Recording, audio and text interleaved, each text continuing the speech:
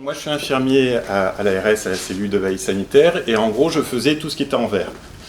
Appeler les cas, essayer de se confronter aux situations d'isolement, comment on peut maintenir un isolement, toutes les questions qui peuvent se poser. Et la partie aussi qui était plus compliquée, c'était ça, surtout au début, la gestion de la vaccination des contacts à risque, puisqu'on devait appeler les contacts à risque qui n'étaient pas forcément informés de la situation, et arriver à les orienter vers un centre de vaccination, puisqu'au début, il y en avait extrêmement peu. Donc ça posait peu de soucis sur Marseille, ça peut être beaucoup plus compliqué ailleurs. Et là, donc, un exemple d'une situation complexe auquel on a été confronté. Donc le 10 août, l'IHU nous informe, on recevait par mail sécurisé tous les jours la liste des cas positifs. Et là, il nous souligne qu'il y a un cas positif chez une fillette de 3 ans. Donc on reçoit ce signal, tout de suite on essaye de faire l'enquête épidémiologique avec Yvan. Donc on avait juste les coordonnées, enfin le nom de la fillette, et on voyait qu'il y avait le nom d'une dame qui probablement était sa maman. Donc les deux étaient positives, et lors de l'enquête, on se rend compte qu'elles sont hébergées dans un camping de plus de 300 places, elles sont en vacances en fait, avec un complexe aquatique qu'ils ont utilisé évidemment la piscine et toutes les infrastructures du camping. Donc là se pose la question de qu'est-ce qu'on fait dans cette situation. Donc on a monté une réunion assez rapidement avec l'ARS, siège, l'EDD Santé publique France, pour essayer de trouver une conduite à tenir, et en particulier vis-à-vis du camping. Parallèlement à ça, on a quand même adressé la famille à l'infectiologue du GHT, puisque c'était une famille de 4. Il y avait le papa qui avait été positif avant, la fillette, la maman qui était positive, et la petite sœur qui n'avait pas été testée jusqu'à présent.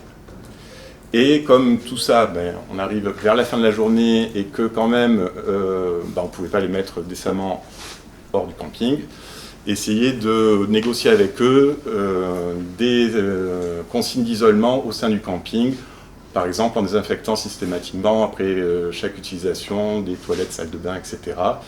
Et on a commencé à leur dire, puisqu'ils étaient là pour 2 semaines, que peut-être ça serait bien d'anticiper le retour. Le lendemain, donc sur l'anticipation du retour, la famille était quand même pas un peu ambivalente. À la fois, bon, les vacances clairement étaient gâchées, mais bon, ils étaient là pour 2 semaines.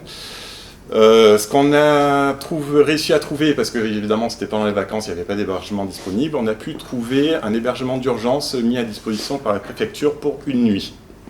L'idée c'était essayer de les mettre un peu en sécurité et qu'ils puissent après repartir ou faire ce qu'ils voulaient, mais en tout cas les sortir du camping pour pouvoir quand même mettre en place dans le camping des mesures d'information.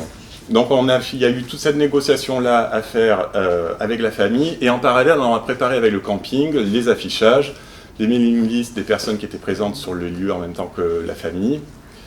Et il y a un médecin de l'ARS qui s'est déplacé sur le camping pour accompagner à la gestion de la crise, la direction du camping, et aussi quand même pour accueillir la famille qui revenait de balade et essayer que ça se fasse le mieux possible.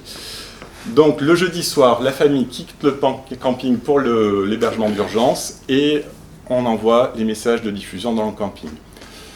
Alors comme c'était quand même le vendredi, qu'il y avait le week-end, que les urgences étaient surchargées, on a mis en place une permanence médicale sur place pour pouvoir accueillir toutes les familles qui le souhaitaient. Il y avait pendant tout le week-end en fait, un médecin et une équipe paramédicale pour les accueillir.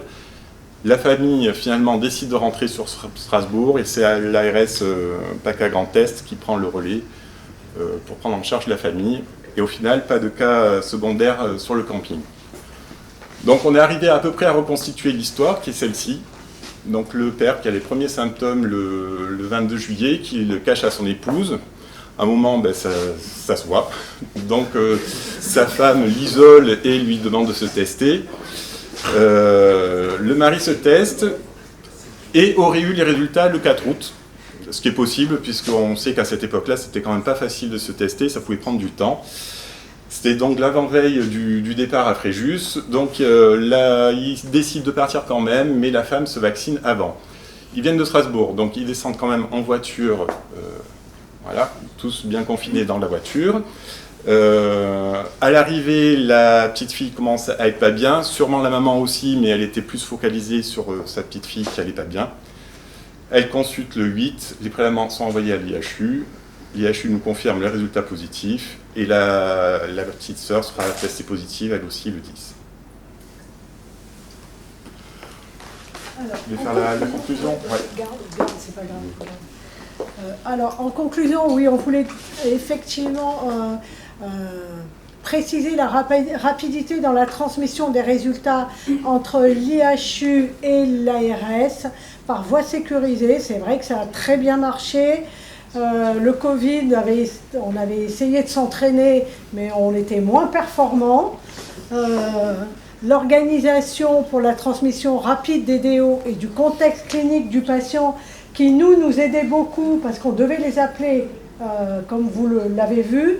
Et c'est vrai qu'appeler sans aucun renseignement, c'est toujours dans ces situations-là compliqué et pas simple. Les échanges partagés en tant que de besoin autour des situations complexes et la disponibilité importante des infectiologues de référence, région entière, vraiment l'IHU et la région. Les infectiologues ont été vraiment, totalement à Nice aussi dans le jeu et ont été disponibles. Et on a, en tout cas, vu de l'ARS, vraiment bien travaillé en partenariat au niveau de la région et spécifiquement avec l'IHU, puisque c'est vous qui avez eu le plus de cas aussi. Voilà, donc on voulait vous remercier aussi pour cette bonne participation et qui est le préambule pour les futures épidémies qui ne manqueront pas d'arriver le moins vite possible, on est bien d'accord. Voilà, alors on vous laissera toutes les coordonnées et pour tous les cliniciens, envoyez-nous les déclarations obligatoires avec, à part, les téléphones et les noms des familles.